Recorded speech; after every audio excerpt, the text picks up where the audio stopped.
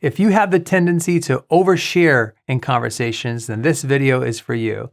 Now, I'm all for authenticity and depth. We need more of it, but there's no shortcut to getting there. Relationships take time to develop. And if we rush in and dump it all in one conversation and overshare, then we put the other person in a fairly awkward position in the conversation. Oversharing will often push people away instead of draw them closer. So I'm going to give you 3 concrete ways to prevent yourself from oversharing, whether it's about the nature of the information or the sheer amount of information. And you can use these tips in your very next conversation. And I have a bonus tip at the end to provide additional help. The first strategy is to share a little bit at a time and see how they respond. This will prevent you from being long-winded, and it'll stop you from getting too personal too fast.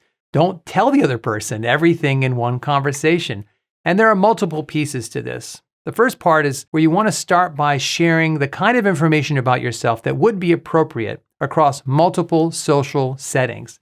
If it's the kind of thing you could say at work or on the golf course or with friends or at a children's birthday party, when you're talking to other parents, and it would not put anybody in an awkward situation, that's pretty good information to share. You have to read the room, as they say, and share the type of information that would be equally appropriate in front of a group as it would be in a one-on-one conversation. In contrast, if it's the kind of information that you might have to look around the room first to see who's listening before you share it, or it's a bit private, then that should be a warning sign to you that you might be about to overshare.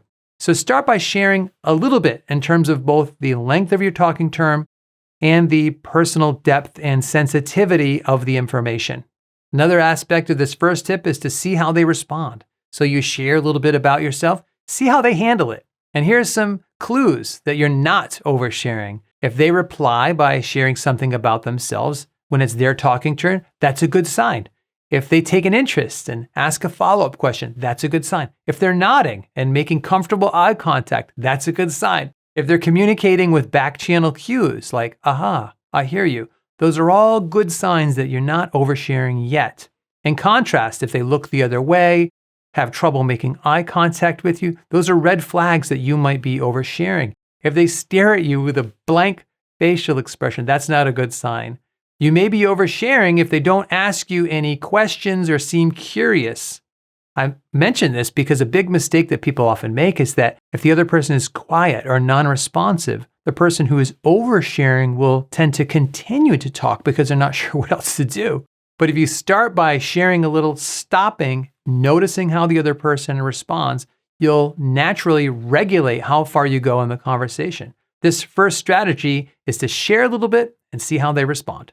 The second tip is to share information that's at the same level of depth as the other person.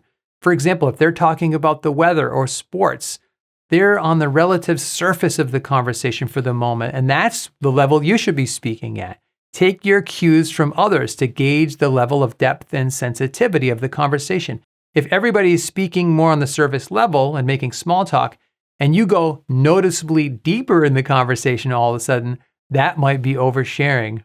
If they're talking about their favorite TV show and you start talking about a significant personal health problem that you're dealing with, they don't know what to do with that information all of a sudden. That's because you're giving too much deep information compared to the rest of the conversation. You're introducing uncertainty by breaking the conversational norms that have been established by the previous talking turns.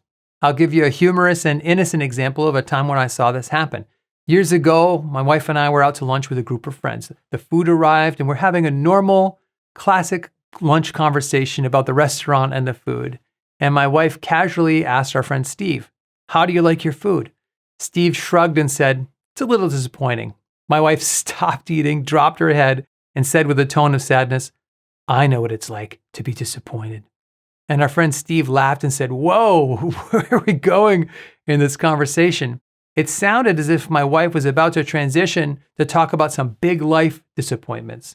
It sounded like she was going to overshare. Now, in her defense, my wife says she really was only talking about disappointment in food that she's had in the past. But for a moment, it sounded like she was about to go much deeper in the conversation than the lighthearted conversation we were having at the moment. Again, our second tip is to share information that's at the same level of depth and sensitivity as the other people in the conversation. The third tip is to talk about a wider variety of subjects rather than oversharing deep personal details. For example, when I meet new people or I'm having social conversations, I talk about what I've been up to lately or upcoming plans, or I talk about work, a little bit about my family or TV shows or movies I've watched, talk about books I've been reading. Now, I don't talk about all of these in any given conversation. That's not the point. The point is that I'm not talking about any one of these in really personal depth because I don't want to put the other person in a difficult position. Now, are there some people in my life with whom I could talk to about anything at any level? Yes, absolutely. We all need people like that. My wife is never going to accuse me of oversharing with her. I could talk to my mother, my two brothers, a couple of best friends about anything. But this video is about how to stop oversharing. And that usually happens with people outside of that immediate tight circle of relatives and close friends. Once I'm outside of that circle, I take my time before I go deeper into certain areas. Relationships develop over the long run, not in one conversation where we dump all the information. So in conversations, you can grow in your relationships with other people by talking about a wider variety of subjects over time. And none of those in particular will be all that demanding.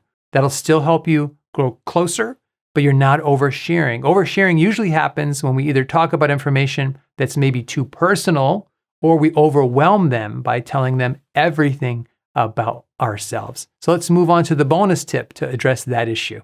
Sometimes we overshare simply by dominating the conversation and talking entirely about ourselves.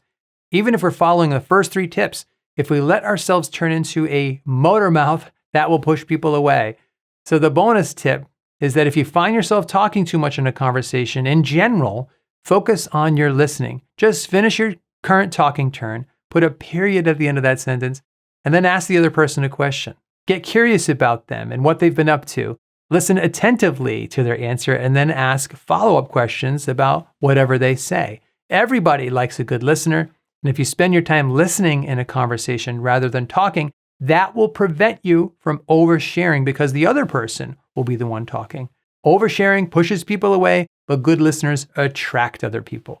So here's a summary to reinforce what we've learned. You can stop oversharing in conversations by first sharing a little bit and seeing how they respond. And you adjust what you say next based upon their feedback. Second, share information that's at the same level of depth and sensitivity as the other people talking. This is all about following the norms of the conversation rather than introducing information that creates uncertainty and puts people in an awkward position. Third, talk about a wider variety of topics to grow your relationships rather than disclosing in-depth information that other people aren't ready for. And the bonus tip is to focus on your listening in the conversation so that you don't overwhelm the other person by dominating the conversation. If you want to learn more about good listening skills, I have a free mini training on active listening skills. I'll put a link to that in the description below this video. And there are other free resources on my website as well. You can take a look at those when you get a chance. Till next time, thanks, God bless, and I will see you soon.